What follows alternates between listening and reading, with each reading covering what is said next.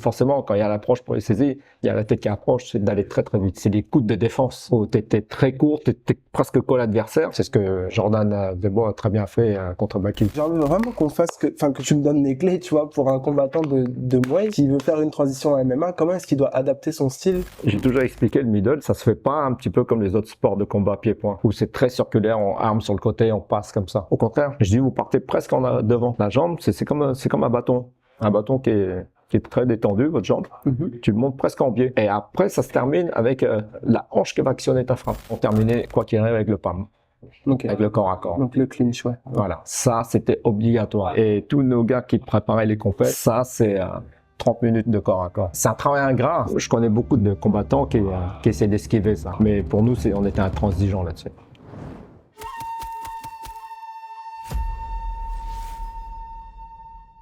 Bon, bah Antoine, en tout cas, merci beaucoup pour ton temps et pour ton accueil. Ça fait plaisir. Comme je te disais, du coup, on va parler dans un premier temps de tout ce que tu as fait dans le Muay, comment tu as commencé, comment le Derek aussi. Ouais. Et puis après, un peu plus de la partie, ce que tu fais aujourd'hui, en fait, de la transition vers le MMA, dans le coaching en striking pour le MMA. Donc voilà. Bah écoute, ça remonte à loin, une période lointaine. Ouais. Et en même temps, les années passent tellement vite. Moi, j'ai démarré les sports de combat et de manière assez imprévue, on peut dire ça. C'est à l'époque, on habitait dans la cité des 4000 à la Courneuve.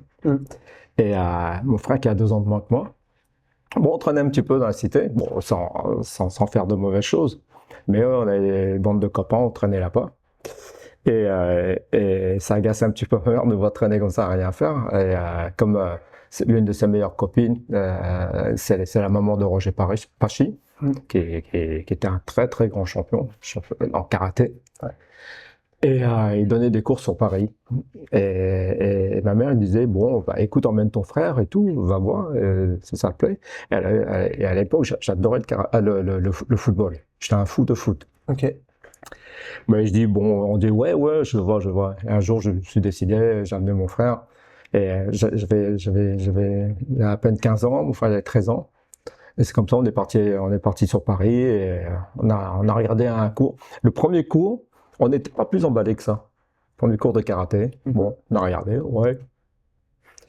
Et après, peut-être une ou deux semaines après, on y est retourné. Après, on dit, bon, on va s'inscrire. Mais entre-temps, j'avais envie de continuer le foot dans un vrai club, une vraie structure.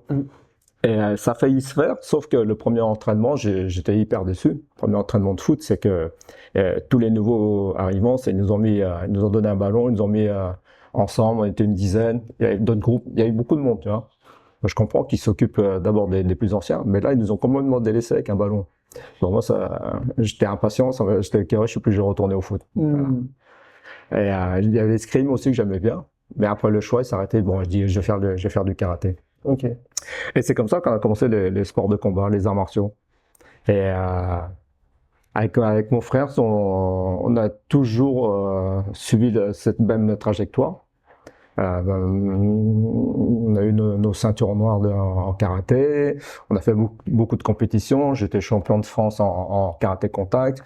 Lui, il a été champion de France, il a gagné les internationaux en full contact. Bon, enfin voilà, on a pris pas mal de titres, que ce soit en karaté ou en kick, full contact. Et après, il y a eu le Muay Thai qu'il y avait en France, grâce à Roger, justement, qui a découvert ça en Thaïlande, et il voulait vraiment introduire ça en France, parce que c'est un passionné, je ne vais pas dire d'art martial, dans le sens où c'est le mental, le zen, le côté spirituel. Lui, c'était plus axé sur la compétition, les combats. Voilà. Lui, c'est la recherche d'efficacité par rapport à ce qu'on fait à l'entraînement. C'est la frappe, les coups de poing, les coups de pied, les enchaînements. Et moi, ça me convenait, enfin, ça nous convenait parfaitement, quoi. Ouais. Et il y a une petite team qui a été formée pour ça, que pour la compète. Et les premiers entraînements de boxe thaï, c'est après les cours de karaté. Parce que les cours de karaté, on était vraiment à fond là-dedans. Après le cours de karaté, on enlevait le kimono, on mettait le short et le t-shirt. Okay. Alors, on connaissait rien du tout, en Muay Thai. À part ce que Roger Pachi nous disait. Et mais comment il savait lui enfin comment est-ce qu'il a appris du coup lui il était parti en Thaïlande, comme c'était un compétiteur né. L'approche qu'il a eue déjà en contact, il y avait le full contact. C'était milieu des années 70-80. Ouais, donc c'était vraiment le début en France, quoi. Ah, complètement. Bah, son approche était logique parce que il s'est bien au full contact avec Dominique Valera, avec plusieurs autres passionnés de l'époque. Mais quand il a découvert le Muay Thai en Thaïlande, pour lui, c'était l'évidence même que la recherche d'efficacité, pied-point, c'était encore un strato dessus, quoi, par rapport au le karaté, son évolution, le full contact, et après passer en Muay Thai, pour lui, c'était une logique. Voilà. Et c'est comme ça que on s'est mis au Muay Thai. Après, aussi par l'intermédiaire des Hollandais, les Hollandais qui étaient plus basés sur le kickboxing de japonais. Donc on a découvert ça avec les Hollandais qui nous ont permis d'avoir une bonne base au niveau des méthodes sur les trails, des low kicks, de corps à corps, les coups de genoux, etc. Ben voilà, et petit à petit la sauce est montée en France avec sur le centre de la France avec Patrick Brison également qui était un passionné de ça. Il avait découvert en Thaïlande, il a fait des stages en Thaïlande dans les camps. Bah, et voilà, parallèlement, on a fait évoluer le Muay Thai français. Ouais. Voilà. Mais alors du coup, le style de Muay Thai que vous aviez à l'époque, c'était un style qui était propre à celui des Thaïs, ou alors c'était vraiment un style européen qui se développait? Parce que vu que t'avais pas Internet, tu vois, c'était difficile, j'imagine, de reprendre un peu le... Bah, dans un premier temps, on a évolué par rapport aux Hollandais. Ouais. Les Hollandais, comme je te disais, leur style, c'était du kickboxing, le K1, le japonais. Donc, beaucoup d'enchaînements, les points, suivi des low kicks, etc. Donc, nous, on s'est dit, bon, pour nous, c'était ça le Muay Thai. Donc, allons-y, on fait comme eux. Ouais. Mais au fur et à mesure des années... Donc, il y avait déjà un peu d'avance sur les Français, sur même toute l'Europe. Complètement. Ils avaient au moins 5 ans d'avance sur nous. En termes de préparation, de conditions physiques, etc., de puissance de frappe, tout ça qu'on connaissait pas réellement, quoi. Et bon, même si on a fait du full contact entre-temps, mais ils apportaient quelque chose de plus. Et rapidement, Roger Pachi a fait venir des Thaïlandais.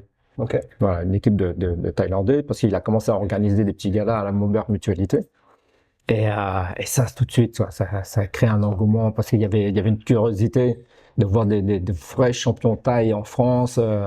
Il y avait la communauté aussi asiatique qui était là, qui voulait voir, parce que eux, ils connaissaient déjà, parce que c'était dans leur culture quand ils étaient dans leur pays, que ce soit au Laos ou au Cambodge, ils avaient cette culture déjà. Donc, c'est de voir du Muay Thai en France, à Paris, avec des vrais Thaïlandais. Ils avaient envie de voir ça. Et donc, grâce à ces Thaïlandais, on s'est dit, là, oui, là, c'est le vrai Muay Thai. Là, c'est le vrai Muay Thai. Et c'est comme ça que, tout de suite derrière, l'équipe qui l'a fait venir, c'était l'équipe du camp de Captain Naris, qui était le manager à l'époque de ce camp, qui était à la limite de la banlieue de Bangkok. Et c'est après, chacun de notre côté, au fur et à mesure, on allait dans son camp pour améliorer, perfectionner le Muay Thai. Et c'est comme ça qu'on est devenu vraiment des puristes du Muay Thai. On voulait plus faire tout le côté kickboxing et one à la hollandaise ou quoi. Nous, on voulait, je pense que c'est aussi dans l'esprit français. On a envie de trucs qui viennent des origines de ce sport. Et comme on a découvert là-bas, donc on a tout ce qu'il fait, on a continué sur la lancée, quoi. Parce que tu dirais que c'est quoi les différences qu'il y a entre le style à la française et le style thaï? Ben, moi, je dirais que le style à la française, c'est plus le style à la thaï, quoi. On s'est vraiment adapté. Quand je vois l'évolution du Muay Thai en France, c'est exactement ça pour avoir suivi depuis le début. Nous, on était les précurseurs, on a lancé ça, on s'est perfectionné en Thaïlande, dans les camps, et ben, derrière, toutes les générations qui ont suivi, ils ont fait de même. Pour eux, c'est ça le vrai Muay Thai. Et comme ils ont découvert ce Muay Thai avec avec les Atampong, les Samsung, les Wanpede, tout ça qui sont venus en France, qui ont montré la vraie version du Muay Thai. Donc forcément, on avait tous envie de faire comme eux. Ouais. Voilà. Et c'est pour ça que toutes les générations qui ont suivi, ils sont partis dans les camps. Voilà. Il y a des jeunes qui sont jamais sortis de leur cité, mais qui voulaient évoluer là-dedans. Et ils prenaient leur billet d'avion. Premier voyage en Thaïlande, c'est direct Bangkok. De Bangkok, ils prenaient un taxi direct dans les camps. Voilà. Ils n'ont jamais connu la Thaïlande, ils sont jamais sortis de France, mais direct dans les camps. Voilà. Pour eux, ils veulent découvrir le Muay Thai. Il y a beaucoup qui ont fait ça. Et en Hollande, justement, ils ne l'ont pas fait? Si, bien sûr, ils ont fait. Mais le Hollandais, c'est un petit peu comme l'approche qu'on a eue. C'est grâce au Thaï. Ouais. Les Japonais, c'est parce que leur coach, tout ça, ils avaient vu cette évolution par rapport aux Japonais. Voilà, il y avait des Japonais qui étaient très très forts à l'époque et ils ont suivi cette voie. Mais qui l'ont plus adapté, ils ont plus créé leur style j'ai l'impression. Je sais pas ce que tu penses. Oui. Sur le physique, comme je t'ai dit, les enchaînements, c'est point et bam, passer des gros low kicks. Pour eux, c'était ça leur style. D'ailleurs, pendant des années, ils ont combattu déjà au niveau équipement. Ils combattaient en pantalon. Un petit peu comme les Japonais faisaient à l'époque. C'était avec des pantalons. Ils combattaient pas en short, pas le côté traditionnel thaï. Ouais. Et nous, dès le début, au début, on a fait comme le Hollandais. On a mis les pantalons aussi. Mais tout de suite après la vraie version Muay Thai, tout de suite, on s'est mis à ça. Avec les shorts. Les shorts, à l'époque, ils étaient très larges. Ouais. On se met tout de suite à ça. Pour nous, c'était ça le Muay Thai. Ok.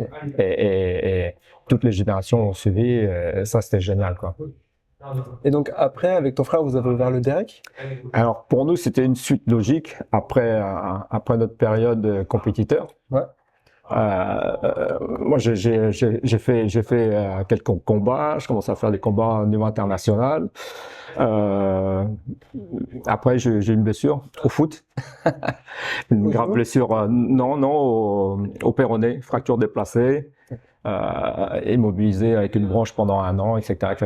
J'ai essayé de faire un retour, mais c'était impossible. Il y a un blocage là-dedans. Quand il faut bloquer les low kicks, c'était compliqué. Ouais. Mon frère, il a continué. Il s'était préparé aussi dans les camps là-bas. Il est devenu champion d'Europe. Il a eu une belle carrière en Muay Thai. Voilà. Et après, forcément, quand on a arrêté de combattre, pour nous, la suite logique, c'était d'ouvrir notre propre club. Et encore, cette suite logique a été poussée par les jeunes de notre cité, parce qu'ils nous connaissaient un petit peu par rapport à nos résultats sportifs. Et souvent, ils nous poussaient, ils disaient ouvrez un club, on est là. Et c'est comme ça que moi, à l'époque, j'étais l'assistant de Roger Pachi. Parce que c'était sur la période où il commençait à être très très médiatisé, très connu, il commençait à tourner pas mal de films, fait des émissions à gauche à droite, et donc forcément c'était moi qui donnais les cours. Ok. Et ce qui fait qu'en 84, René s'occupait de faire les démarches avec quelques copains pour ouvrir le Derek à la Courneuve. Voilà, faire la demande auprès de la mairie, créer l'association, etc. Et c'est comme ça que le Derek a démarré. Et moi, je suis parti le rejoindre 1 an après. Ok. Voilà. Parce que je voulais pas couper court par respect pour le club qui nous a fait grandir, quoi. Mais il fallait que je suive mon frère parce que ça démarrait fort. Ouais. Ça démarrait très très fort. On a eu beaucoup d'inscriptions dès la première année. Alors je te parle même pas la suite. C'était plus de 200, 300 licenciés chaque année. Et nous, c'était, comme je te dis, c'est une suite logique parce que c'est notre passion. Ouais. Notre passion pour ce sport. Et parallèlement, on avait un travail. Donc, on ne recherchait pas à gagner de l'argent avec ce sport-là. Surtout à l'époque, c'était tout neuf, quoi. Et les cotisations qu'on prenait, c'était uniquement, je vais pas dire symbolique, mais limite, quoi. C'était vraiment pas cher à l'année. Et en plus, dans une cité où forcément les gens n'ont pas beaucoup de moyens. Et on arrangeait toujours les parents quand ils venaient inscrire leurs élèves. Ouais. Il y avait combien de clubs à ce moment-là sur Paris et banlieue? Pardon? Il y avait combien de clubs de taille à ce moment-là sur Nous, quand on a monté notre club, pareil, toute notre équipe du Yamasuke à l'époque, pareil, on s'est tous dispersés, on a monté nos clubs. Et ça s'est créé comme ça, je ne sais pas combien de clubs à l'époque, 15, 20, qui sont ouverts presque en même temps. Voilà. Et ça nous a permis de faire des interclubs dans un premier temps. Et après, après ça poussait très très vite les clubs. Autour de Paris, il y a eu des clubs comme le Meloni Gym, comme le club de France Muay Thai, où Mérès avait fait venir Pupatnoy, une grande figure en Thaïlande. Donc ça aussi c'était génial, c'est un apport supplémentaire pour le Muay Thai français. Donc voilà, ça a évolué petit à petit comme ça, mais je trouve assez rapidement quand même. Et ça permet de créer des structures, une fédération et des compétitions. Des compétitions et aussi beaucoup, on peut dire beaucoup grâce à Roger qui organise des galas. C'était pas évident à l'époque, mais pour faire connaître le Muay Thai. Mais comme il y avait un petit noyau de passionnés, plus avec la communauté asiatique, donc ça amenait du monde quand même. Il y avait que des passionnés qui venaient voir. Et surtout, ça a permis à tous les jeunes combattants de progresser. Ouais, de se confronter et du coup de progresser très rapidement, j'imagine. Ouais. Après les Hollandais, quand ils ont su l'évolution qu'il y avait en France, ils avaient besoin de sortir un petit peu de leur confort, ou que c'était que des confrontations. Les deux principaux clubs, c'était le Medjiro Gym de Yann Place, qui était la plus grosse team. Pour moi, c'est la plus grosse team de l'époque, avec la grosse concurrence directe avec le Chakoriki de Tom Haring. Alors, ils se tiraient la bourse, ces deux équipes-là, dans les compètes, c'était à chaque fois des grosses passions et tout. Et donc après, ils ont commencé à inviter des étrangers, des Anglais, mais nous, c'était avant. Nous, on n'avait pas encore des gros compétiteurs à leur niveau, mais bon, on était un petit peu des têtes brûlées, on y allait quand même. Ça a mis combien de temps avant de se structurer vraiment, que vous ayez des gros compétiteurs? Ben, écoute, si on parle pure technique Muay Thai, ça, on va dire 3-4 ans. Mais ça a été rapide pour nous, parce que comme on venait déjà des sports de combat, on a eu la transition avec le full contact. Donc c'était assez facile pour nous. C'était assez rapide. Après, une fois qu'on est passé en Muay Thai, je pense à peu près 3 ans où on était à fond, vraiment à fond là-dedans. On avait vraiment envie de se perfectionner pour se mesurer à tout ce qui se présentait, quoi. Donc les objectifs, c'était les Hollandais qui avaient, on va dire à peu près en termes de qualité technique, structure également, ils avaient 5 années d'avance sur nous, quoi, sur le Muay Thai français. Mais on y allait avec notre cœur, avec notre mental. On a remporté des belles victoires là-bas. Et aussi, il y a les Laotiens qui venaient s'entraîner avec nous, qui avaient des très belles techniques. Pas beaucoup de conditions physiques, mais des très belles techniques. Les Laotiens, des Cambodgiens, et que Roger a amené aussi combattre en Hollande.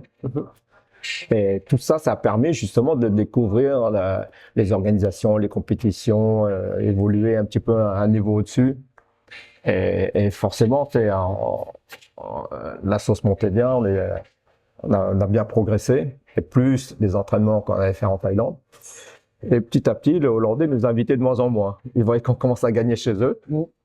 Et après, ils nous invitaient plus. Voilà, parce qu'on était trop forts. Parce que le Muay Thai français, faut dire ce qu'il est. Après une telle rapidité dans l'évolution, on était parmi, je pense, la meilleure nation en Europe à l'époque. Voilà. Il y a eu les Anglais aussi avaient bien évolué. Il y a eu les pays nordiques aussi qui commencent à arriver. Après, derrière, il y a eu l'Espagne, l'Italie, beaucoup plus tard. Je trouve beaucoup plus tard. Mais tous les pays nordiques, les pays anglo-saxons, ils ont vite pris le truc. Et du côté de l'Ukraine, la Russie? Non? Non, pas du tout. Ok. Pas du tout. Parce qu'en plus de ça, il y avait le problème politique. Ouais. À l'époque, il y avait les rideaux de fer, il y avait plein de choses comme ça. Et ça remonte à loin quand même. Hein. Ouais. Les pays de l'Est sont venus longtemps après. Quand même. Longtemps après. Longtemps après. Et alors du coup, concrètement, ça ressemblait à quoi vos cours au DEREC? Alors, les cours direct, comme je te disais, l'engouement était très très rapide. Première, deuxième année, quand on a fait les démarches auprès de la mairie pour avoir une salle, ils nous ont prêté la salle. Et à l'époque, le Muay Thai était très très mal vu par la politique. Pour eux, c'est parce que comme c'est un sport qui demandait peu de moyens, donc l'engouement venait des cités, des banlieues. Et donc l'image qui est dégagée, cette fausse image que c'était un sport de voyous. Voilà, c'était clair et net, c'est comme ça. Comme le MMA il y a 10 ans, tu dirais? Exactement. Ok. Exactement. Quand j'ai vu l'évolution du MMA, pour moi c'était pareil. C'était pareil. Ok. Et donc la mairie, bon, parce qu'on a créé l'association, ils nous ont prêté la salle, mais pas de subvention. On a fait de subvention. Mais c'est pas grave, on s'est dit bon, on va autogérer. Et comme ça a tellement vite pris, et les résultats sont arrivés très très vite aussi. Dans les championnats, on obtenait des résultats, ça faisait parler du club, et forcément ça faisait parler de la commune. Ouais. Et donc après ça a changé, ils ont commencé à nous donner des petites subventions. D'année en année, les subventions grossissaient. Voilà, ça nous a permis d'acheter des sacs, d'acheter des pots, tout le matériel nécessaire. Et pouvoir faire les déplacements aussi avec les compétiteurs. Et c'est monté tellement vite. Ah, parce qu'au début, vous aviez aucun équipement? Rien du tout. On a une salle, c'est un tatami de judo. Ok. Voilà, on se débrouillait avec nos moyens. Mais avec l'expérience qu'on avait, et René, en plus de ça, c'est un garçon très, très physique dans ses entraînements. Lui, c'est tout côté physique. D'ailleurs, la preuve, de nos jours, il fait des trails, il fait des courses de fou, là, 120, 160 km. Lui, c'était vraiment là-dessus, quoi. Et moi, c'était plus technique. Ok. Voilà. Donc, il y a une vraie complémentarité là-dessus. Ouais. Et là, ça a vite pris. Vite pris. On a créé un vivier de boxeurs hein, qui est exceptionnel. Exceptionnel. Ouais. Et tous nos entraînements, c'est basé sur la discipline, le physique, technique. La discipline, c'est-à-dire que il fallait qu'ils soient là tous les entraînements, ceux qu'on sentait qu'il y avait un potentiel. Ok. Et comme on était deux à s'en occuper, on s'occupait de la technique, on s'occupait pour tenir les pas. On commençait à demander de plus en plus dans les compétitions. Et en plus, comme on avait des combattants qui étaient non seulement physiques mais techniques, et le sérieux, la discipline faisait que quand on nous demandait des combattants à tel poids, ils arrivaient au poids. Parce qu'à l'époque, c'était pas évident. T'avais des gars qui arrivaient, il y avait 2, 3 kilos, 5 kilos. Bon, c'est pas grave. Non, nous, on suivait vraiment les règles à la taille, quoi. Voilà. C'est dit, le mec, et encore, on était gentil parce que c'est 1 kilo, on dit bon, ça va. Et encore 500 grammes, on négociait, on laissait rien passer. Voilà. Et ça aussi, ça crée une grosse confiance avec nos équipes, nos combattants. Parce qu'ils voyaient qu'on était là pour eux. Ouais. Et après, il y a eu l'arrivée de l'organisateur Sani Kepchi, avec l'apport de Canal+, qui avait envie de faire de grosses promotions sur les sports de combat, le kickboxing et le Muay Thai. Et il s'était renseigné dans le milieu. Il s'était renseigné avec son pote, qui était notre pote aussi, parce qu'on s'entraînait ensemble, c'est Daniel Alouche, qui est décédé malheureusement. Qui a suivi Roger depuis le début du Muay Thai. Voilà. Il a fait pas mal de démarches, c'est lui qui a découvert le camp Naris. Il parle pas un mot d'anglais, il parle pas un mot thaï. Là, il s'est démerdé pour nous trouver un camp. Et c'est comme ça que Roger a fait venir des Thaïs comme Atampong, comme Samsung. Et vos entraînements, ils ressemblaient justement à ce que vous retrouviez dans ces camps-là ou pas? On essaye plus possible. Ouais. Plus possible, sauf au niveau des horaires, c'était pas possible, quoi. Ouais. Pour pas faire le matin et l'après-midi et le soir. Nous, on faisait le soir, mais c'est des entraînements qui duraient 2h30. Ouais. 2h30, mais très intenses. Donc, les entraînements ont commencé déjà par ceux qui préparaient les combats, c'est la corde à sauter, une demi-heure. Ça, c'est une demi-heure. Voilà. Après, en général, 3 rounds de shadow. Et après, on passait au travail technique. Et après, c'était des ateliers. Soit une partie au sac, une partie au power, une partie en technique. Voilà, on tournait comme ça. Et quand tu dis travail technique, c'est quoi exactement? Tout ce qui est les combinaisons, améliorer les techniques pures Muay Thai, les coups avec les tibias, les combos pieds-poings, genoux, etc. Voilà, ça c'est vraiment la partie technique. Et après tourner aussi dans le ring. Ça, on tournait pas mal aussi dans le ring. Et on terminait quoi qu'il arrive avec le PAM. Okay. Avec le corps à corps. Donc le clinch, ouais. Voilà, ça c'était obligatoire. Et tous nos gars qui préparaient les compètes, ça c'est 30 minutes de corps à corps. 30 minutes. C'est un travail ingrat, c'est pour ça qu'il y a beaucoup je connais beaucoup de combattants qui essaient d'esquiver ça. Mais pour nous, on était intransigeants là-dessus. C'est 30 minutes de PAM pour finir. Et c'est pour ça qu'on a eu une très grosse réputation dans le milieu, c'est d'avoir des combattants très très forts en corps à corps. Là-dessus, on était intransigeants. Et forcément, c'est ça. Il y en a peu qui le travaillent. Enfin, je sais pas comment c'était à l'époque, mais il y en a peu qui travaillaient, ou ils travaillent très très avec peu de temps, parce que c'est ingrat, c'est un travail ingrat le PAM. Il n'y a pas le côté spectaculaire.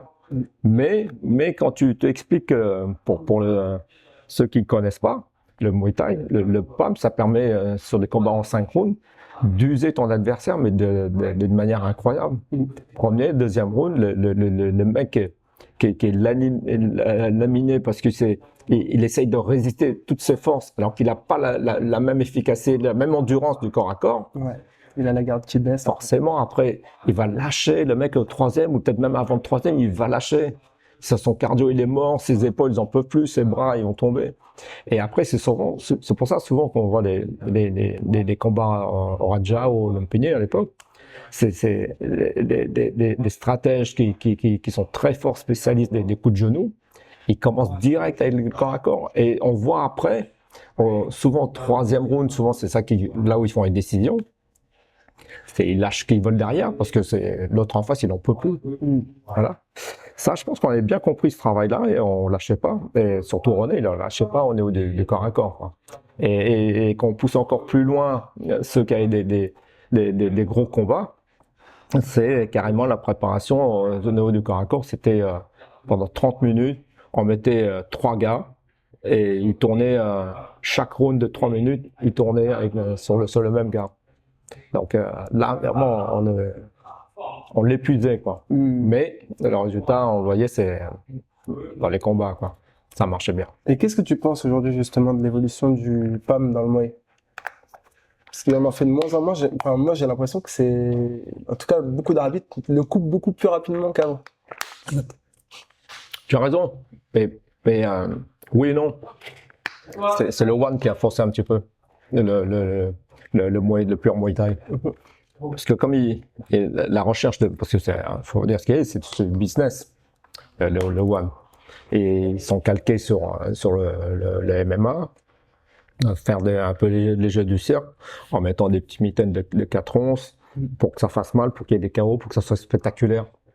Donc forcément spectaculaire pour attirer un plus grand public, qui ne connaît pas forcément le corps à corps. Et on va dire, on va s'emmerder et tout. Le mec il s'accroche, voilà. Et en plus c'est en 3 rounds, donc t'as pas assez de temps pour faire le travail de sap. C'est ça il y en a qui disent que les puristes, ils disent que c'est pas du Muay Thai, c'est un dérivé du Muay Thai. Après, moi je prends ça avec un peu de recul, en relisant un petit peu l'histoire du Muay Thai thaïlandais. Au début du XXe siècle, c'était quoi? C'était encore pire, c'était avec des bandelettes. Il n'y avait pas de règles. Ouais. Avant que l'évolution s'est fait petit à petit, avec les temps modernes. Il y a eu, après ils ont commencé à mettre les règles de boxe anglaise, les coups de poing en boxe anglaise avec les gants, les rounds, le ring, c'est venu seulement après. Donc je me suis dit, bon, c'est peut-être ça l'évolution, logique par rapport à notre temps, les temps modernes et les combats. Mais là où j'apprécie, c'est que il y a un renouveau avec le Raja qui essaye de maintenir ce Muay Thai traditionnel avec des combats de Muay Thai. Donc là, je trouve que c'est bien, ça crée un équilibre et je trouve que on sent que les organisations du Raja commencent à monter de plus en plus. Voilà. Ça reste très local quand même. Là où le One, c'est plus international. Oui, oui. Il y en a, hein. Ça commence à être international, hein, au niveau de Raja. Pas comme le One, forcément. Je veux dire, au niveau de l'audience, c'est plus les... Oui, parce que ils ont mis les moyens. Le One, ils ont mis les moyens, ils ont ramé, hein. Ils ont ramé pendant des années. Pendant longtemps, ils ont ramé. Ils ont failli tout arrêter pour suivre un petit peu leur évolution. Heureusement ils sont solides dans leur connexion, ils ont pu faire un apport financier supplémentaire pour faire. Moi, j'ai pas envie que le One s'arrête parce que ça permet de faire connaître la meilleure des preuves. C'est qu'on a plein d'étrangers maintenant qui combattent au One et tout le monde va voir le One. Plus avec Internet. Moi, je trouve c'est génial. Pratiquement tous les vendredis, j'essaie de regarder ça. Ok. C'est top. Mon frère, il y va. En habitant à Bangkok, il a la chance et dès qu'il y a des grosses affiches, il est là-bas. Direct, il est là-bas. Il m'appelle en voiture, il me dit toi, qu'est-ce que t'en penses des combats? On discute des combats. Comme ça, c'est génial. Donc voilà quoi. Donc toi, t'es pas triste entre guillemets de voir que le Muay a évolué comme ça, qu'aujourd'hui il y a le One, etc. Non, je suis pas triste. Je suis triste surtout, c'est l'après-Covid. Là où je suis triste après Covid, c'est que beaucoup de petits camps traditionnels thaï ont fermé. C'est là où je suis triste. Voilà. Et pour avoir fait l'expérience en allant dans un grand camp tenu par des étrangers. Il y a un an, je suis passé, il y a deux de mes élèves que j'ai envoyés là-bas. C'est leur première approche. Je dis, on va envoyer dans un camp tranquille, au Bantao Muay Thai. Oui. Et ma fille aussi a fait l'expérience un après-midi, elle s'entraîner là-bas. Donc, quand on est arrivé, malgré ce que j'ai vu sur YouTube, je suis arrivé, je dis, waouh, la structure, elle est énorme. C'est pas les petits camps qu'on a connus, quoi. Là, c'est le moderne, tout propre. Ah ouais, tout propre. Bon, ça, c'est bien. Ça, c'est bien. Et c'est monstrueux, quoi. Il y a au moins 5 hangars, et après, quand on est parti, ils avaient monté d'autres hangars encore. Un pour le Muay Thai débutant, un pour les pros, un pour le MMA, un pour le fitness, avec tout le matos et tout, les vestiaires nickel, les toilettes nickel, restaurant et tout.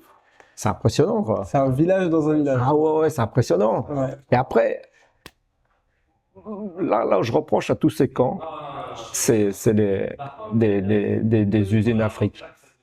Voilà. Je comprends qu'ils montent des grosses structures, ils vont la mentir.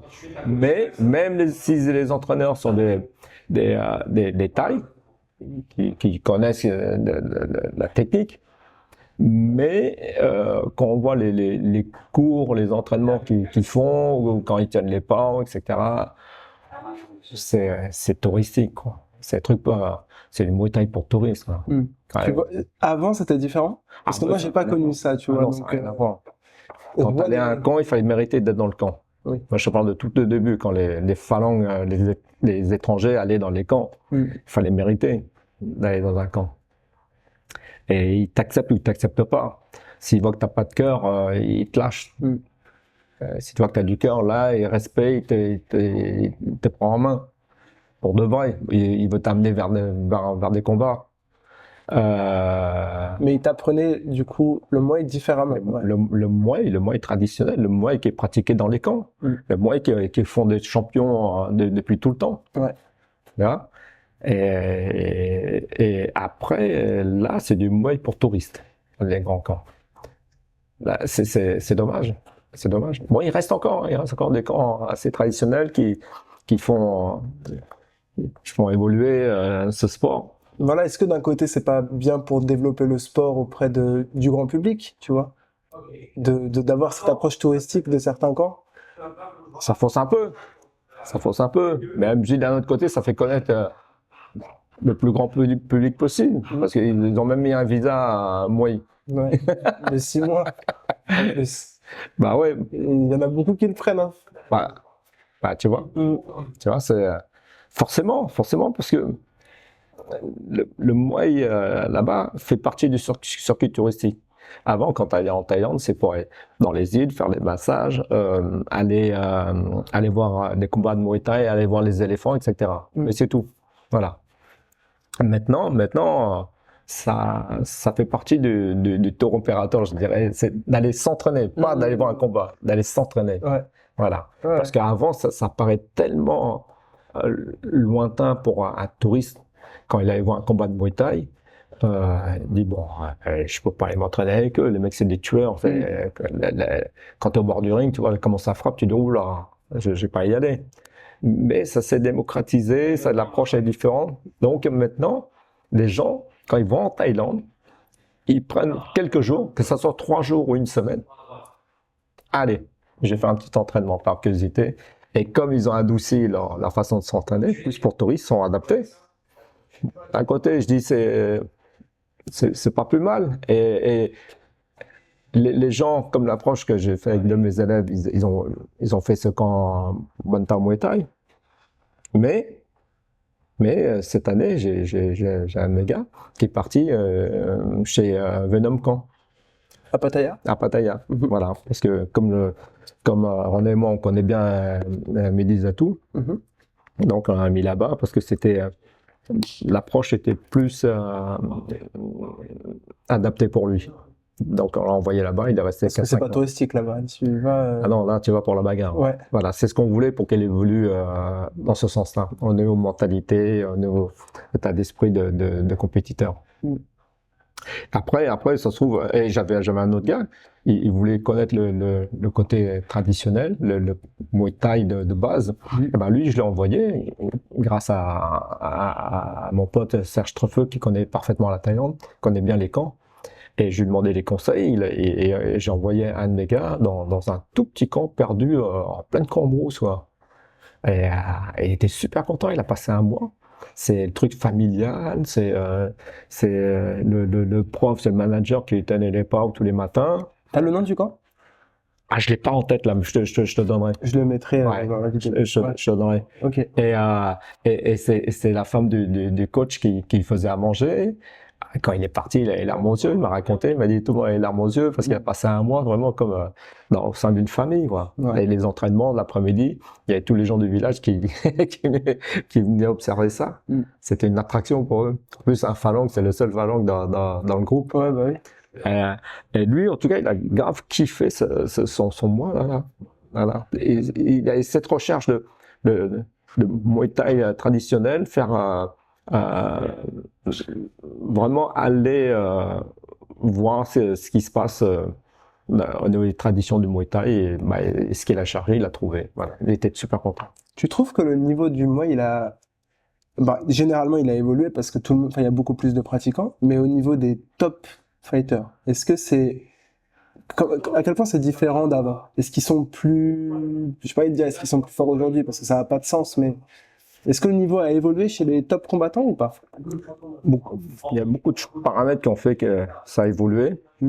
Parce que avant, les combats étaient rythmés sur les paris. Voilà. Donc, ils géraient leurs combats sur 5 rounds, à leur rythme. D'ailleurs, tu connais bien, tu vois bien, il y a des musiciens qui font monter le rythme round après round. Après, les décisions vont se faire au 3e, voire 4e, après c'est fini. Des fois, il y a un autre combat même au 5e. Avec les Occidentaux qui sont arrivés, qui travaillent beaucoup la condition physique, l'anglaise, ça a pas mal changé la donne, quoi. Moins de parieurs et donc moins de pression de ce côté. Donc plus pour eux, la pression c'est de gagner et non plus imposée par les paris. Et ça a pas mal changé la donne parce que les Thaïs sont obligés de travailler encore plus leur cardio, en plus de leur qualité technique, puissance, etc. Et faut pas se leurrer, en Thaïlande, c'est des pros, les mecs qui s'entraînent matin, soir. Donc forcément, ils prennent cette solidité, cette expérience pure du combat. Et il y en a pas mal qui maintenant qui évoluent là-dessus en termes de cardio. Voilà. Et en boxe anglaise. Et moi, encore, je trouve qu'ils ont évolué très très tard en boxe anglaise. Ils ont évolué très très tard parce que, quelque part, je ne vais pas dire à cause du One, avec les mitaines de 4 onces, forcément, tu vas aller vers avec les points. Voilà. Moi, en tant que puriste, heureusement, il y a toujours les frappes des jambes, ceux qui ont compris que la partie musculaire elle est importante. Quand ça arrive, ça fait très mal. Plus que les points. Ouais. Les points, je dirais, c'est le côté confort, on y va avec les points, c'est tout ou rien. Mais quand on voit les tailles qui ont compris qu'il faut évoluer avec les points, mais en gardant justement leur qualité de base, c'est-à-dire les blocages, les frappes avec les tibias, tout ça, c'est bien. Et ceux qui ont très bien compris ça, c'est le Venom Camp avec Mélis et tout. Ils ont bien compris qu'avec les mitaines, il faut y aller avec les points. Voilà. Et surtout, prendre la puissance dans les frappes avec les points. Et c'est pour ça que ça marche très très fort pour eux. Tu parles des mitaines, c'est la transition parfaite pour le MMA. Qu'est-ce qui t'a mis, toi, du coup, dans le coaching en striking pour le MMA? Alors, je dirais que ce sont des coïncidences. En coachant ici, en donnant des cours au Body VIP, on a une section MMA, lutte, grappling. Et les frères Fefelber, Grégory qui s'occupent de la salle, et eu la bonne idée de faire une association avec MMA Factory. Donc on avait des coachs MMA Factory qui venaient donner des cours ici. Ok. Et voilà, la transition s'est fait comme ça pour moi. Donc toi, tu avais arrêté le Derek un petit peu avant?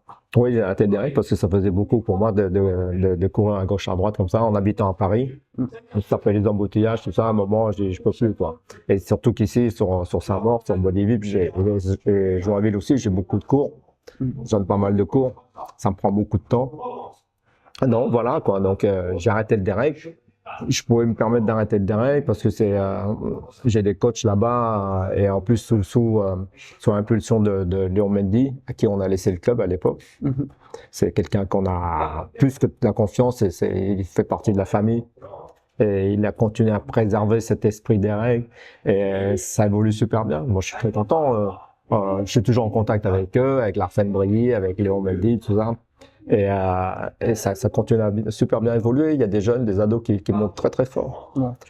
Et moi je suis passé ici. Mon choix a été fait pour continuer ici parce que pour moi c'est un nouveau challenge. Voilà. C'est tout neuf ici en termes sur la section MMA. Parce qu'au départ c'était plus Krav Maga. Et pour moi c'était un gros challenge parce que j'ai vu qu'il y avait des licenciés qui étaient hyper motivés. Mais au départ, pas forcément vers la compète de haut niveau ou quoi que ce soit, mais on sentait que les entraînements, ils étaient hyper motivés. Donc moi, forcément, en tant que coach, ça me motivait aussi. Et ça s'est fait comme ça. Donc maintenant, je commence à avoir des compétiteurs aussi, en Muay Thai. Et avec le MMA, il y avait les coachs de Factory qui donnaient leurs cours ici. Et de temps en temps, ils prenaient quelques conseils avec moi ou ils suivaient un peu mes cours pour travailler le spécifique striking, quoi. Voilà. Mais toi, tu regardais le MMA, pardon, avant ou? Tu sais, quand tu vois mon parcours, j'ai toujours été curieux des sports de combat. Même à l'époque, quand je faisais du karaté, j'essayais, grâce à des connexions, des copains, ça. J'ai essayé, qu'est-ce que j'ai essayé? J'ai essayé taekwondo, j'ai essayé la savate, j'ai essayé plein de sports de combat comme ça. Donc pour moi, c'est normal que la curiosité fait que j'ai envie de voir comment ça se passe. Et comme dans MMA, il y a la partie striking, forcément. Et tout le monde sait que depuis depuis l'évolution avec les Brésiliens et avec les Américains, c'est la partie striking, c'est le Muay Thai qui a pris le dessus. Et le sol, c'est la lutte, le grappling, le JB. Bon, voilà, ça fait un bon mixte pour être je dirais, le parfait combattant. Après, il y a les qualités de chacun qui fait que on est meilleur en debout que meilleur au sol et vice versa. Voilà. Mais avant d'aller au sol, on est debout, forcément. Donc debout, c'est le truc le plus efficace, le plus violent, c'est le Muay Thai. De tous les sports debout. Et voilà. Donc naturellement, je m'intéressais à ça. Plus ou moins, des fois ça m'emmerdait de regarder les combats quand je voyais les mecs qui s'immobilisent, il n'y a pas d'action, il n'y a rien du tout. Et c'est en train d'évoluer par contre, ça j'aime bien. Oui. Voilà. Ils axent plus sur la partie striking maintenant. Ouais, la partie striking. Et d'ailleurs, on voit, c'est les combats les plus spectaculaires, c'est ça. Hein. Ouais. Que ce soit avec les Brésiliens, souvent c'est des gens qui viennent du kickboxing, du Muay Thai. Et des chaos spectaculaires également. Bon, je dis pas qu'au sol, il y a pas un côté spectaculaire, mais il y a un côté, moi, en tant que puriste, tout ce qui est technique, on voit qu'il y a un travail énorme au sol, énorme. Et pour moi, j'appelle ça, c'est des virtuoses, des types qui t'anticipent sur des prises pour aller chercher une soumission, un étranglement, un clé de bras. Moi, je trouve ça magnifique. Ouais. Dans ce sens-là, j'adore. Mais quand c'est immobilisé, personne ne bouge, des fois, je m'en vais, je fais autre chose. Ça m'arrive même de zapper, de plus regarder. Ça m'énervait. 5 minutes, 4 minutes et quelques à rester assis. Ah non, là, je peux plus. Mais on sent qu'il y a une bonne évolution. C'est-à-dire, techniquement, les gens au sol, ils commencent à avoir un vrai niveau en termes de défense. Et qu'est-ce que du coup tu gardes dans le Muay, des très efficaces, et qu'est-ce que tu enlèves, tu vois, pour l'adapter, le Muay? Bon, j'enlève rien du tout au Muay. Non, okay. Non. Comment t'adaptes? Bah, écoute, parce que tu peux pas faire du Muay en MMA. Du pur Muay, non. Ouais. Mais l'approche, c'est vrai, elle est un peu différente. Il faut faire attention de ne pas se faire choper la jambe. Voilà. Faire attention, on est aux défenses. Pour pas que le mec il te plonge dans les jambes, il fait un double leg, etc. Voilà. Ça, c'est des petites modifications. J'enlève rien. C'est des modifications, je dirais. Déjà, la garde de Muay Thai, déjà, on est assez debout par rapport à la boxe anglaise. C'est pour ça. Moi, quand je montre le travail de la boxe de l'anglaise aux élèves, ils disent ouais, j'ai déjà pris des cours où le positionnement de mes jambes c'est pas comme ça et tout. Je dis ouais, mais sauf c'était l'anglaise. Tu n'utilises pas les jambes, c'est pas pareil. C'est vrai, c'est super efficace. Parce que ce ancrage dans le sol, ça permet de gagner en puissance dans les frappes. C'est sûr et certain. Sauf que quand tu as les jambes en plus, et les genoux, tu peux pas te permettre dans cette position et de prendre des low kicks comme ça. Sinon, tu peux pas bloquer, tu peux pas te déplacer. Donc, tu es obligé de t'adapter. Voilà. Et et après, c'est avec le MMA, il faut s'adapter aussi. Ce striking, il faut l'adapter. Comme je te dis, il faut faire attention qu'il ne te plonge pas dans les jambes. Faut faire attention de ne pas se faire choper la jambe. Après, il y a le travail du clinch. Le travail du clinch, c'est tu peux pas aller en pur clinch Muay Thai parce que derrière le mec il peut descendre pour aller chercher ta jambe, te mobiliser, te faire une prise parce que les mecs sont costauds là-dessus quand c'est des spécialistes. Donc il faut adapter tout genre de travail. Donc tu dirais que la garde est beaucoup plus basse, beaucoup plus typiquement un peu comme en anglais, c'est beaucoup plus sur avec une assise, la garde de Muay. Ah non, je suis pas d'accord là-dessus. Moi c'est surtout au niveau des bras, le positionnement des bras, peut-être un peu plus devant. Okay. Un peu plus devant pour contrôler l'approche de l'adversaire, qui est l'effet un petit peu psychologique où ça peut le freiner parce qu'il voit qu'il y a un bras devant, ben, il cherchait tout de suite dans les jambes, il se feinte, et même feinter ça va être difficile parce que tu vas chercher le contrôle. Hein? Voilà. Mais en restant aussi droit qu'en Muay traditionnel. Ouais, parce que ça permet de réagir très très vite. Et sur droite, après, ça dépend. Il y en a qui sont très debout, d'autres un petit peu moins. Pour moi, ça change pas grand-chose. C'est question d'aisance de chaque combattant. Mais tu peux pas te mettre en position d'anglaise, quoi. La position est très basse, tu peux pas te permettre. Voilà. Ok. Et sur les saisies, comment est-ce que parce que j'aimerais vraiment que tu me donnes les clés, tu vois, pour un combattant de Muay qui veut faire une transition en MMA, comment est-ce qu'il doit adapter son style? Ce que je t'ai dit, par exemple, aller au clinch, il faut aller très très vite. Il faut aller très très vite pour pas que tu passes en immobilisation contre la cage, pour pas te faire attraper, pour l'amener au sol. Donc, la réaction doit être très rapide avant la saisie. Avant la saisie, c'est-à-dire tout de suite passer en coude, en genou. Et après, il y a le positionnement du corps aussi. Ne pas plonger avec tout ton corps, parce que là, t'es sûr, tu vas te faire saisir. Ouais.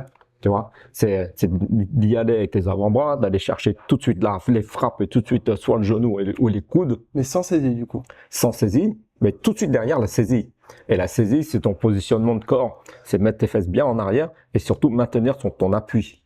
Là où c'est différent du... Exactement. Parce que l'appui, il faut maintenir là cet appui pour qu'il puisse pas aller faire la saisie. Et l'avantage qu'on a encore là-dessus, et qui fait toute la différence, c'est le travail du corps à corps à l'entraînement. Quand tu prends une telle dureté avec le travail physique qu'on fait sur le haut du corps, ça te donne une résistance, tu peux même pas imaginer en termes de résistance. Tu deviens un poteau, pour te plier, c'est difficile. Et par contre, toi, tu prends une telle puissance, tu arrives à plier les mecs en face.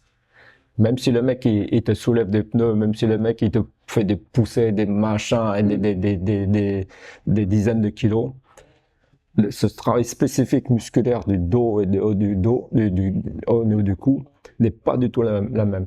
Voilà, on travaille différents muscles et qui permettent justement de bloquer, de maintenir la tête appuyée pour pouvoir rentrer des coups de genoux. Et après, il faut passer tout de suite à la défense pour l'amener au sol, ou après, suivant les avantages de chaque combattant, s'il est fort, s'il a une bonne lutte, c'est d'aller chercher la lutte, forcément. Faut pas rester comme ça, parce qu'en face, le mec, il va bouger, il va essayer d'aller chercher le sol. Qu'est-ce que tu penses des projections du PAM pour le MMA? Parce que il n'y a pas les... C'est très difficile. Ouais. C'est pour ça que j'en parle pas. Ouais. C'est très difficile. Parce que les mecs, t'as des lutteurs en face. Bah oui. Et puis t'as pas la liaison comme, en mode, tu projettes, mais tu vas pas chercher à accompagner. Non, parce que quand tu projettes, tu vois, par rapport à ce que je te dis, c'est pousser les fesses en arrière pour maintenir la distance, pour qu'ils puissent pas t'attraper. Quand tu veux faire des projections, tu es obligé de te rapprocher. Il y a le travail avec les hanches, il y a tout le corps qui va permettre d'amener avec le balayage. C'est difficile. À MMA, tu as des bons lutteurs, tu as des gens qui travaillent très très bien contre le grillage. C'est difficile. Ou sinon, il faut aller très très vite. Voilà. Ouais. Et par contre, tu vois, tu parles de contrôle sur la cage, sur le grillage. Ça peut être intéressant sur le travail avec les coudes, avec les genoux, j'imagine. C'est pour ça que j'ai bien insisté d'entrée de jeu, c'est d'aller tout de suite dans les frappes. Ouais. Voilà, avant les saisies. Parce que sinon, en face, il va être chercher tout de suite les prises. Ouais. Voilà, il faut aller tout de suite avant qu'il puisse réagir. S'il veut plonger, machin, tout ça, c'est tout de suite, pam. Dès qu'il y a l'approche, parce que forcément, quand il y a l'approche pour les saisir, il y a la tête qui approche, c'est d'aller très très vite dans les coudes. Et ça, c'est des coudes de défense. Ouais. Où t'es très court, t'es presque collé à l'adversaire. C'est d'avoir le bon timing, c'est boum, d'attaquer tout de suite là-dessus. C'est ce que Jordan Debois a très bien fait contre Baki. Ouais. Et ça, toi, tu le travailles comment? Tu le travailles au PAO? Tu le travailles différemment de quand tu le faisais en Muay ou...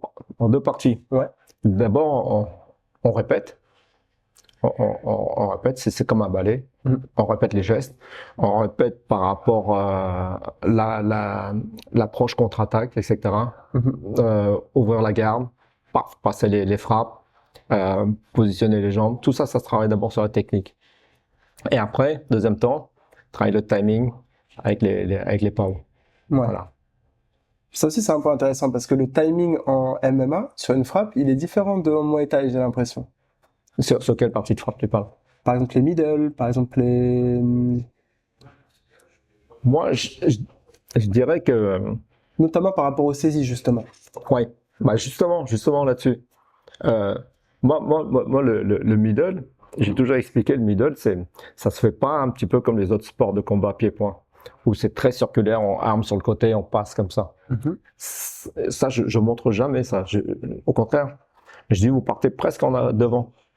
La jambe, c'est comme un bâton qui est très détendu, votre jambe. Tu le montes presque en biais. Comme ça, la trajectoire, c'est la plus courte possible. Et après, ça se termine avec la hanche qui va actionner ta frappe. Ta hanche, tu as une partie, tu as une masse quand même qui amène du poids. Et avec du relâchement, tu vas surprendre. Et quand ton coup de pied va partir comme ça, presque en biais, et la hanche qui va apporter la frappe, ta jambe elle va tourner forcément. Donc pour les middle, quand tu frappes, ça monte, ça monte. Et là, après ça quand ça arrive, comme tu passes ta hanche, ça passe boum sous la garde, sous le coude. Si tu continues à monter en diagonale, tu vas prendre le coude. Tu vois? Donc la hanche, au dernier moment, elle va. Quand tu montes ta jambe comme ça, boum, la hanche qui continue. Ouais. Là, et ça tourne, donc ça rentre, ça passe de presque horizontal, ça passe de presque vertical, ça passe à l'horizontal. Ouais, oui. Voilà. Tu peux pas faire des frappes larges comme ça, tu vas te faire attraper. Tu vas te faire attraper. La trajectoire est tellement plus longue. Et l'histoire de partir avec la jambe pliée, armée pliée, dépliée, c'est pas possible, tu perds de la puissance. Et c'est pour ça le choix du Muay Thai en MMA. Parce que c'est comme un bâton qui arrive, et, quand tu frappes avec un bâton. Ton bâton, il va pas faire ça. C'est les épaules qui vont amener, qui va faire que BAM! Ouais. Ce qui va amener toute la frappe, toute la puissance de la frappe. Et ben pour la jambe, c'est pareil. La jambe, c'est le bâton. Et la hanche, c'est tes épaules qui va actionner ta frappe. Qui va amener le poids et tout le contrôle, la vitesse dans la frappe. Ça demande du relâchement. Parce que souvent, j'ai cet exemple, j'ai des élèves de débutants pour faire travailler comme il faut leur technique de coup de pied circulaire. Elle dit, je suis pas souple, je suis pas souple. Je dis non, c'est pas question de souplesse, c'est question de t'es raide. Il faut du relâchement. Tu verras, quand tu vas te relâcher, ça va marcher. Parce que tu peux pas être raide là, cette partie-là, on est au tata et ça, on est tous pareils. Tu arrives à tourner, tu arrives à faire des rotations. Donc voilà, il suffit maintenant de synchroniser la façon de monter ta jambe avec la hanche qui va actionner ta frappe. Frapper avec la hanche et ramener avec la hanche pour retrouver l'équilibre et te retrouver au point initial de ton positionnement au sol. Voilà. Comme ça, tout de suite derrière, tu peux répondre avec les contres ou la contre-attaque derrière. Ouais. Voilà, quoi. Ça, c'est la partie au niveau des jambes. Et pour moi, c'est que ça soit en low kick, en middle, pour moi, c'est pareil. Voilà. La trajectoire la plus courte. Voilà. Et tout le travail de la hanche qui se propulse vers l'avant, dès le départ, ça permet de maintenir ta distance pour ne pas te prendre un contre. Non seulement sur la rapidité, par rapport à la réaction que peut avoir ton adversaire sur le contre, mais en même temps, tu maintiens une sécurité. Quand tu es en position debout, tu as ta hanche et ta tête qui est à peu près au même niveau, mais au moment où tu vas lancer, tu lances ta jambe, tu lances ta hanche en même temps. Donc ta hanche va se retrouver devant. Oui. Donc ça veut dire qu'il y a une distance, une certaine distance par rapport à ton adversaire s'il veut contrer avec les poings. Ouais. Voilà. Donc c'est cette partie-là qui va faire la différence. Là, il faut que je fasse des vidéos là-dessus. Oui, je pense que ça peut être très bien. Ouais. Parce que j'en vois pas beaucoup de ce genre d'explications. Mais maintenant, je te balance, ils vont tous mettre ça. Non, voilà, c'est important. Ouais. Et ok. Et donc par rapport parce que du coup, par rapport au déplacement, tu vois, par rapport à l'ancrage dans le sol, comment est-ce que, typiquement avec Jordan, vu que tu as préparé son combat contre Baki, comment est-ce que tu travailles ça, les déplacements? Est-ce que c'est différent du Muay Thai? Parce que ça bouge beaucoup plus, l'ancrage il est différent aussi. Ouais, il y a plein de paramètres. Après, par rapport à la préparation de Jordan, juste une précision, c'est que je n'étais pas tout seul. Hein. Oui. Parce que moi, c'est sur ma partie. Il y a les autres coachs sur la partie contre le grillage, la partie lutte au sol, etc., etc., préparation physique. On est plusieurs coachs dessus et on se concerte et chacun a son job à faire. Voilà. Ouais. Pour que la sauce puisse se prendre.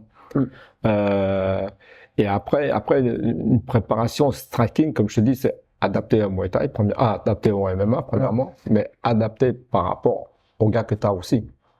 Voilà. Un gars comme Jordan, tu sais que son style, il bouge beaucoup, il a un bon déplacement. Il faut jouer là-dessus, mais pas que là-dessus. Parce qu'à un moment, il faut stabiliser pour mettre des frappes efficaces sur les jambes, tu vois. Après corriger, c'est la partie anglaise, pour adapter sur les enchaînements pied-point, point-pied, tu vois. Retrouver justement ces appuis là-dessus et pouvoir ressortir, se rebouger comme il sait super bien le faire. Après, l'autre travail, l'autre paramètre, c'est aussi par rapport à l'adversaire. Chaque préparation, quand je te parle du haut niveau, par rapport à l'adversaire, tu vas t'adapter également, tu vois, tu vas faire des ajustements, tu vas demander des petites modifications. Ça, c'est un travail sur du long terme. Voilà. Ok. C'est quoi, t'as un combattant là, je sais pas, à l'UFC par exemple, ou dans le top du top en MMA, qui a vraiment très bien adapté la boxe thaï pour le MMA? Moi, il y a un mec que j'aime bien, c'est plus par rapport à son état d'esprit, c'est Pereira. Ouais. Voilà. C'est pas hyper technicien comme Georges Saint-Pierre ou comme José Aldo, tous ces gens de cette génération. Mais le mec, il est incroyable, quoi. Il a un sang-froid, le gars. Ouais. Il a du kick. Ouais. Et le mec, il a un tel sang-froid. Le mec, il s'adapte non seulement par rapport à son adversaire, mais par rapport à l'instant T. Il est là, il attend toujours le bon moment, c'est un sniper, le mec. Il sait quand il faut y aller, quand il faut défendre, il est là, il est hyper concentré. Voilà, ça, j'aime bien ce genre de... et puis ça tombe. Bah ouais, parce qu'il est tellement focus sur les réactions que peut avoir son adversaire. Pour moi, il est super. Il y en a d'autres aussi. Il y a un que j'aime bien parce que tu vois, moi, c'est plus toute cette partie état d'esprit mental. Un mec comme Poirier aussi. Ouais. Poirier, c'est un tel mental, le mec. Il a une grosse frappe, mais il n'y a pas que ça, quoi. Ouais, non, lui, c'est la guerre, quoi. Il lâche pas, quoi. Ah ouais, il lâche pas. Il a vachement de mérite, le mec. Il y a une période où ça a vachement baissé, sa carrière. Tu vois, pour dire, j'arrive à en parler parce que je suis quand même un mec que j'aime bien, j'essaye de le suivre un maximum. Que ce soit des combattants sur le UFC, un truc comme ça. Et après, moi, j'ai pas d'admiration pour un mec comme Khabib aussi. Parce que le mec, il a une spécialité, c'est le sol. Voilà. Avec le sol, le mec, il arrive à tout faire. Il met son avantage, même contre des strikers. Voilà. Ouais. Il s'adapte. Il sait qu'il a des strikers de haut niveau en face de lui. Il va pas penser qu'elle allait chercher à amener au sol. Le mec, il prépare ses trucs, il prépare pour contrer les strikers. Ça, c'est du très très haut niveau, quoi. Tu t'intéresses du coup aussi beaucoup à l'aspect mental maintenant? Depuis toujours. Depuis toujours, ouais. Depuis toujours. C'est une part tellement importante. On fait des sports qui sont très très durs. C'est très très dur, très très dur. Moi, je préviens tous les élèves qui veulent faire du plein contact, déjà en Muay Thai. Je les préviens toujours que c'est très très dur. J'anticipe dans les entraînements. Il y a toujours un entraînement spécifique où on va durcir. On va durcir les frappes pour qu'ils s'habituent. Au niveau des douleurs, au niveau du mental, l'un avec l'autre, parce qu'il y a un travail qui va permettre de moduler tout ça. Quand on prend des grosses frappes, qu'on arrive à rester focus sur le combat et non pas penser qu'à la douleur. Et il faut se dire que à force de prendre des frappes, il y a le cerveau qui va gérer ça. La douleur est plus répercutée de la même manière. Toi, un mec lambda qui est pas habitué à prendre des coups, il va s'écrouler. Toi, t'es habitué à prendre des coups, ton cerveau, il va gérer ça. Tu ressens pas de la même manière. Pourtant, un nerf, c'est un nerf. Ouais. Mais la douleur, c'est un signal, c'est pas. Voilà. Ouais. Mais après, ça aura une répercussion là-dedans. Donc voilà, c'est ça qui fait la différence. Et donc le mental, c'est hyper important. Et tu le travailles en habituant à mettre dans la difficulté les combattants. Oui, c'est obligatoire. C'est obligatoire. Comme ça, il n'y a pas de surprise. Surtout quand tu as l'expérience, tu es passé par là, quoi. Moi, j'ai combattu, je coach, donc je sais ce que c'est. Je sais ce que c'est le côté dur de ce sport. Et il faut gérer, quoi. Mais il y a un truc que t'as peut-être pas connu, du coup, quand tu combattais, ou même quand t'entraînais, c'était les débuts, c'est les réseaux sociaux. Et ça, c'est un vrai sujet, tu vois, qui est mental aussi, hein. Surtout sur la gestion de l'avant-combat, ou même parfois aussi l'après, mais comment est-ce que t'as quel regard, toi, là-dessus? Surtout que t'as aidé, du coup, à la préparation de Jordan, qui, je pense que ça n'a pas dû être simple, tu vois, de traverser ce qu'il a traversé après ces combats. Non, c'est pas très simple, c'est pas très simple. Et puis même lui, je pense que c'est un cas exceptionnel. Parce que ce qu'il a traversé, je suis pas sûr qu'il y a deux qui peuvent traverser comme ce qu'il a traversé. Faut le vivre, je pense, pour se rendre compte. Hein. Voilà. Je pense pas qu'il y ait un deuxième Zebo qui peut traverser ça. C'est pour ça, moi, j'étais vraiment. Moi, j'aime bien le combattant Doumbé. Toute la partie qu'il a fait comment ça s'appelle, l'organisation? Glory? Ouais. En kick? En kick. Au Glory. Ouais. Au Glory, pour moi, c'est un super combattant. Il a une belle frappe, il a tout ce qu'il faut. Enfin, c'est un super combattant. Mais tout ce qu'il a fait, parce qu'il s'est adapté aux réseaux sociaux. Mais là, je trouve que il a été trop loin. C'est quand il est venu avec le matelas et tout, et pousser les gens, genre même t'es mort. C'était les limites pour moi qu'il fallait pas dépasser, parce qu'il y a plus d'esprit sportif. Voilà, moi quand je l'avais regardé le combat en direct à la télé, moi j'étais écœuré qu'on arrive jusque là. Tout ce qu'il avait fait avant, toute la com qu'il a fait avant, je dis bon ok, c'est le trash talk, machin, avec les réseaux sociaux, ça. Moi j'ai des enfants, je sais ce que c'est les réseaux sociaux. Mais après, j'étais j'étais écœuré quand je l'ai vu arriver avec le matelas et que toute la foule, les spectateurs criaient. Et là où je reproche, c'est au niveau du grand public, hein. Je parle pas au niveau des connaisseurs, les vrais connaisseurs qui pratiquent. C'est le grand public qui viennent, qui veulent voir du sang, et qui va supporter la plus grande gueule, qui va supporter celui qui va faire le plus mal à son adversaire. C'était pas comme ça à l'époque quand toi tu combattais ou quand tu entraînais, par exemple dans les débuts avec le direct, tout ça? Non, il y avait des supporters, ouais. Mais sauf il y avait quand même un certain fair play. Moi, je sais quand mon premier combat à Amsterdam, j'ai rencontré un local en plus. et quand ils m'ont appelé pour traverser le public, tout le monde me sifflait. Tout le monde me sifflait. Moi, je dis c'est le jeu, c'est normal. T'es chez eux. Et sauf que après, quand j'ai commencé à mettre quelques coups spectaculaires, un coup de pied à la tête, un coup de genou, ça claquait parce que c'est tapé dans l'épaule, c'est pas très efficace, mais ça claquait. Et d'un seul coup, on tourne de situation par rapport au public. Ils ont commencé à m'applaudir petit à petit. À la fin, j'ai gagné, ils m'ont applaudi, tu vois. Bon, ça reste, il y a un certain fair play. Ils encouragent leurs mecs, ils m'ont sifflé comme pas possible quand je suis arrivé. Mais c'est ce jeu. Tu supportes ton équipe. Mais et même les trash talk, j'accepte parce que j'ai compris maintenant. C'est que trash talk parce que je vois à la fin quand je vois les mecs ils sont les bras dans l'un de l'autre, ils félicitent, ils encouragent, etc. Je dis bon, c'est le game, c'est comme ça. On vit avec son temps. Il a fait ça pour attirer plus de suiveurs, de followers. Bon, ok. Mais après, il y a des limites, faut pas dépasser, quoi. Enfin, et c'est ça que c'est compliqué. Et le grand public, pour l'instant, en MMA, c'est pas forcément des connaisseurs. Moi, comme je m'intéresse de plus en plus, je regarde pas mal, j'essaie de décortiquer un petit peu ce qui est dit sur les réseaux. Je fais ma petite analyse et je